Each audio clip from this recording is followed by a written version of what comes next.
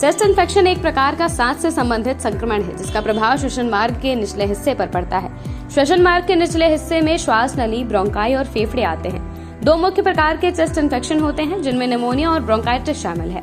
Chest infection के लक्षणों में सूखी या बलगम वाली खांसी, घरघराहट, पीला या हरे रंग का बलगम आना, सांस फूलना, सीने में दिक्कत महसूस होना, बुखार, सिर दर्द, मांसपेशियों में दर्द और थकान शामिल है। अब बात करते हैं इसके कारणों के बारे में। बैक्टीरियल या वायरल इन्फेक्शन के कारण चेस्ट इन्फेक्शन हो सकता है। संक्रमण के प्रकार पर ही इसका कारण निर्भर करता है।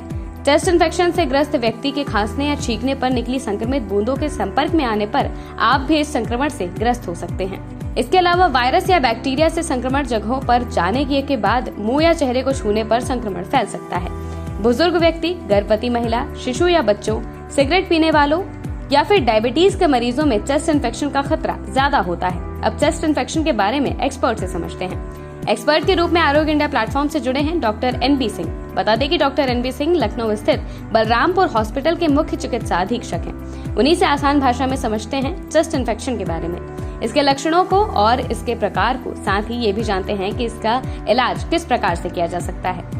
इन्फेक्शन जो होता है कि वो किसी विषाणु या बैक्टीरिया का कंटामिनेटेड एयर अगर जाती है बॉडी में, लंग्स में, वहाँ पे इम्पैक्ट होके उसके कारण डिजीज उत्पन्न होती है, संक्रमण होता है, तो उसे इन्फेक्शन बोलते हैं। चेस्ट का इन्फेक्शन जो है तो वायरल हो सकता है, बैक्टीरियल हो सकता है और फंगल हो सकता है।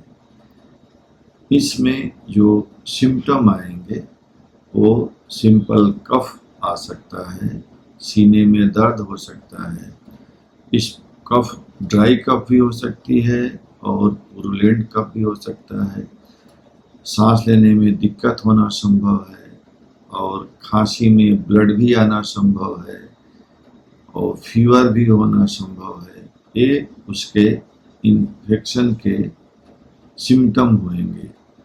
साइंस में होंगे कि डिस्निया मतलब काफ़ी ज़्यादा सांस फूलना और बलगम निकलना, ब्लड भी आना संभव है, ये उसके सिम्टम साइन हो जाएंगे।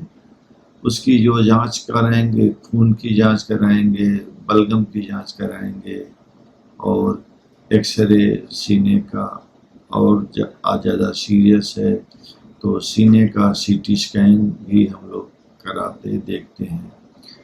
उसके हिसाब जो इन जांचों से जो बीमारी या जो संक्रमण निकल के आता है उसको उस हिसाब से ट्रीटमेंट किया जाता है।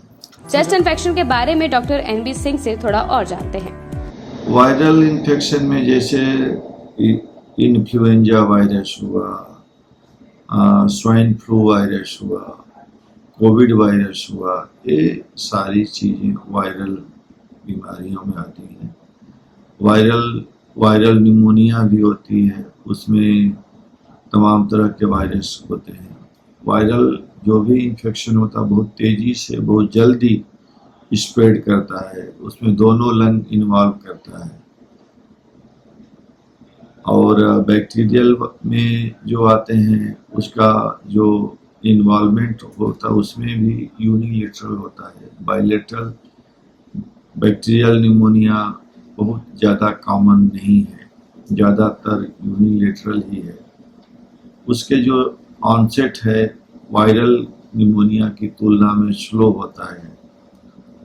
उसके बाद वो फंगस वाले जो होते हैं, फंगस का भी जो डस्ट के या एयर में फंगस के पॉलेंस वगैरह पड़े होते हैं, वो चले जाते हैं सांस के द्वारा फेफड़े में, फिर वो वहाँ पे ग्रो करते हैं।